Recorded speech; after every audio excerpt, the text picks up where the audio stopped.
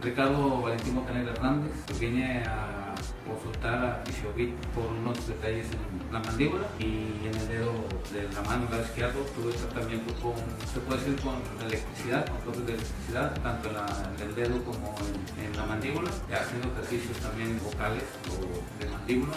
Al igual en el dedo me aplicaron parafina. Ahorita en los ejercicios y en los masajes que me han dado la gente especialista en este tema ha sido favorable. Sí lo recomiendo porque para empezar es un, pues ahora sí que se puede decir un consultorio con excelentes instalaciones y seriedad en el trabajo.